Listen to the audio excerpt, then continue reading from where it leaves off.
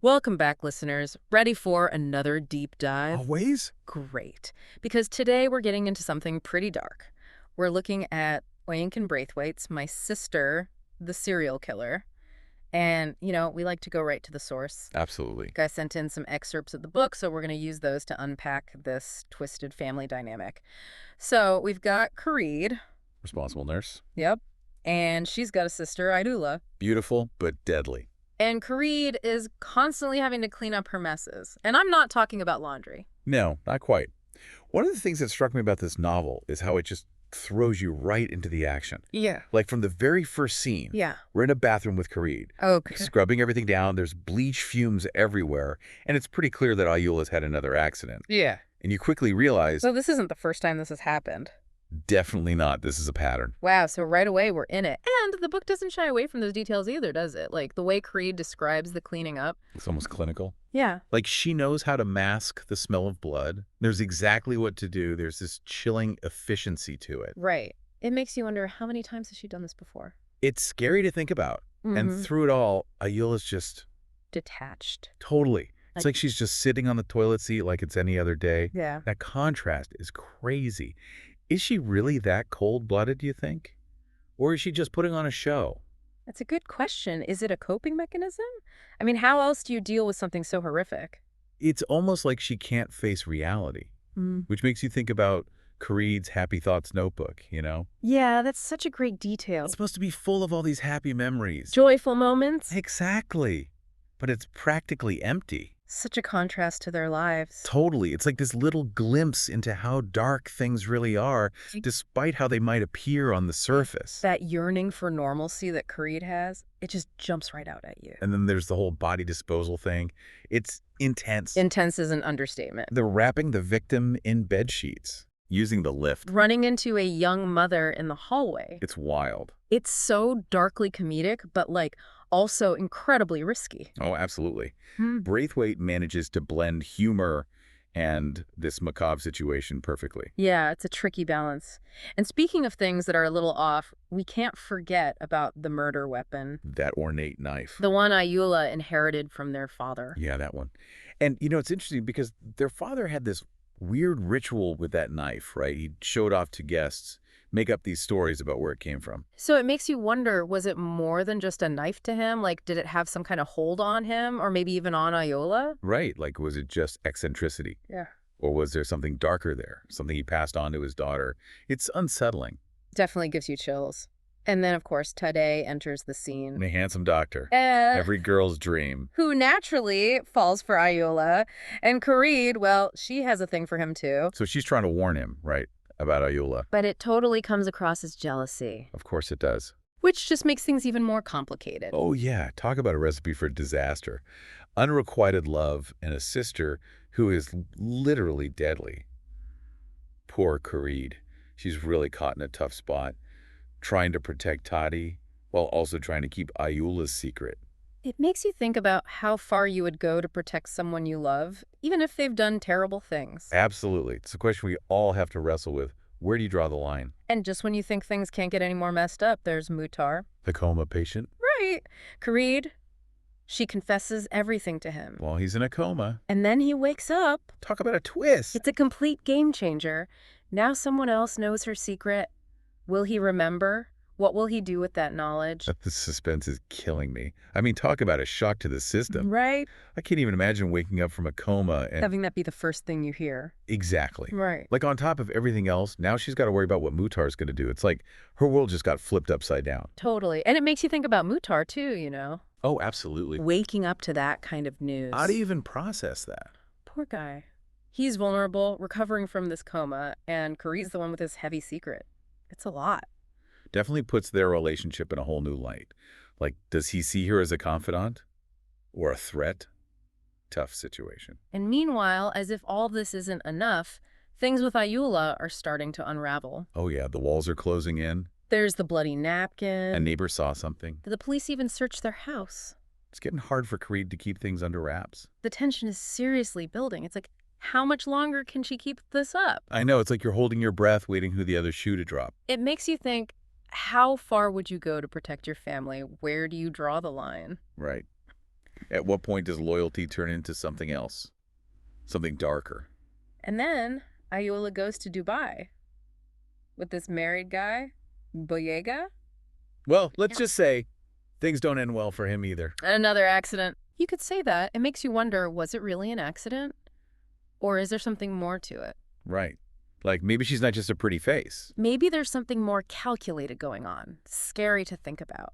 It definitely makes you rethink everything you thought you knew about her. For sure. So Korede, she tries one last time to warn Ted, lays it all out for him, tells him about Ayoola's past. And what happens? He doesn't believe her, accuses her of being jealous. Classic. It's so frustrating. She's desperately trying to protect him, and he thinks it's all about her. Talk about a tragic misunderstanding. Right. It's like, can't you see what's really happening here? But I guess love can make you blind. It definitely can. And then it happens. What? Ayoola, she's attacked at Tade's house. Oh, no. Fareed rushes to save her, but the scene is so ambiguous. So we don't know who really attacked her. Exactly. Was it actually Tade? Mm-hmm. Or is Ayoola somehow manipulating the situation? Braithwaite keeps us guessing. I love that. It's like you think you know what's going to happen next, and then bam, she throws in this curveball. It definitely keeps you on the edge of your seat. So what happens with the investigation? Does the truth come out? Well, Ayoola, she does what she does best. Which is? Play the victim. She pins the whole thing on Tade. No way. Seriously. Hmm. But she was the one who was attacked. I know, it's crazy. But somehow she manages to convince everyone that he's the bad guy. So he's left to deal with the consequences of her actions while she just walks away. Pretty much. It's so unfair. And Korede, she knows the truth, but she can't say anything. She's trapped. Totally. By her loyalty to her sister, by the fear of what will happen if she speaks up, it's a tough spot to be in. And it really brings up those moral questions, you know? What do you do when someone you love does something terrible? How far are you willing to go to protect them? And it shows how power can be so twisted. Right. Like on the surface, Ayoola seems fragile, but in reality, she's the one in control. And Korede, she's constantly trying to clean up her messes, literally and figuratively. It's exhausting just thinking about it. I know. And then there's this scene in the hospital after the attack. Ayoola, she's recovering, and she just casually says, "It was Todi." Wow. No remorse, no hesitation. It's chilling. Like, it didn't even faze her. It's almost like she's not even human. It really makes you question what's going on inside her head. Yeah. And Korede, she sees her sister in a whole new light. Like, the manipulation is so deep. Right. It's like she's finally starting to realize who Ayoola really is. But what can she do about it? So, we're left with this big question. What about Tode? Does he ever clear his name? Does anyone believe him? And what about Muhtar? He knows the truth. Will he come forward? Well, that's where we pick things up in the final part of our deep dive. Get ready for a conclusion that'll stay with you long after we're done. Okay, so we're back, and I gotta say, this book is really messing with my head. Yeah, it's one of those stories that just gets under your skin. Big time. So we left off with Korede finding some kind of solace in Muhtar, you know, the coma patient who woke up. He is the only one who knows the truth about Ayoola. I'm dying to know what happens with him. Well, it's funny because you'd think Muhtar would be the one to expose her, right? Like he's the key to bringing her down. Right. But it doesn't go that way. His reaction to Korede's confession is way more complex than that. He's surprisingly understanding. Understanding, really. After everything he's been through, everything he's learned, that's wild. It is. But think about it. Muhtar has been through a lot himself, you know, waking up from a coma, having to relearn everything. Yeah, that's true. Maybe that experience gave him a different perspective on things, a deeper understanding of human nature, of the choices people make. So instead of judging her, he actually listens to her. Exactly. He listens to her pain, her guilt, her fear. Mm-hmm. He becomes this safe space for her to just be. Wow. It's crazy how everyone else is so easily charmed by Ayoola, manipulated by her. But Muhtar, he sees right through it all. He does. He sees the real Ayoola, and he sees the toll it's taking on Korede. It's like he understands what she's going through in a way that nobody else does. And I think that speaks to something really powerful about this book. It's not black and white, you know. It's not about good versus evil. It's about the messiness of life, the complexities of human relationships, the choices we make, the things we do for the people we love. Yeah, it definitely makes you think about those gray areas. Totally. And it reminds us that justice doesn't always prevail. Sometimes people get away with terrible things. Which is kind of what happens with Ayoola in the end, right? She's basically unscathed. Pretty much. The book ends with her recovering from the attack, surrounded by people, seemingly back to her old self. But you get this feeling that it's not really a happy ending, you know? Right. It's like, yeah, she's physically okay, but is she really free?